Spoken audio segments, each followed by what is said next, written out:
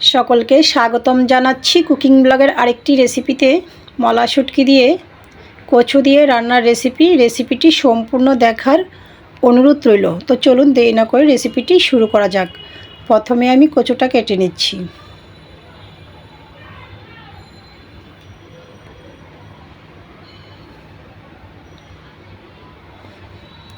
কচু কাটা হয়ে গিয়েছে, ধুয়ে নিয়েছি।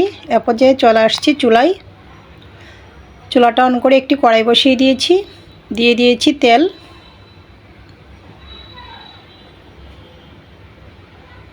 পরিমাণ মতো পেঁয়াজ রসুন বাটা,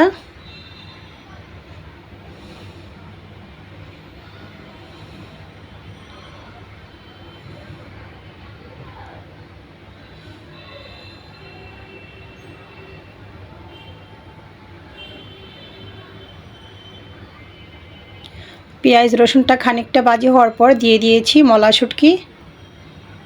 হালকা গরম জলে মাথা পেট ফেলে ধুয়ে নিয়েছি। তো আপনারা কেউ চাইলে আপনাদের পছন্দ অনুযায়ী শুটকি দিয়ে রান্নাটা করে নিতে পারেন।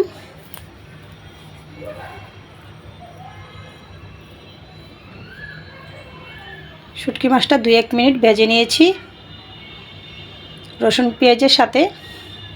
এরপর যে আমি দিয়ে দিয়েছি মশলা কষানোর জন্য সামান্য জল। মশলায় দিয়েছি পরিমাণ মতো হলুদ গুঁড়া, স্বাদ মতো বাটা লঙ্কা, স্বাদ মতো লবণ,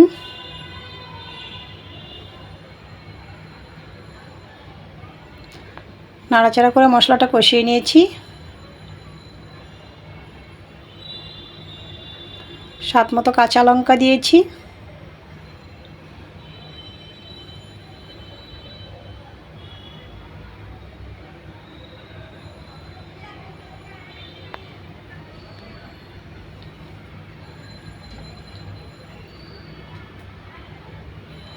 দিয়ে দিয়েছি কচুটাকে আমি পরিমাণ মতো জলে ভাপিয়ে নিয়েছিলাম।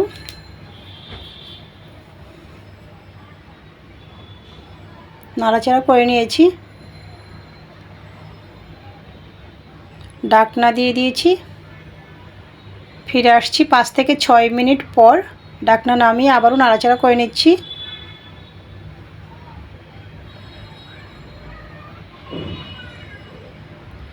দিয়ে দিয়েছি উপর থেকে কুচি করে রাখা ধনিয়াপাতা। আবারও নাড়াচাড়া করে নিয়েছি। ঢাকনা দিয়ে চুলার আঁচ বন্ধ করে দিয়েছি। রেডি হয়ে গিয়েছে মলা শুটকি মাছ দিয়ে কচু রান্নার রেসিপিটি ভালো লাগলে আমার ফেসবুক পেজটা ফলো, ইউটিউব চ্যানেলটা সাবস্ক্রাইব করবেন, সাথেই থাকবেন। সকলকে ধন্যবাদ।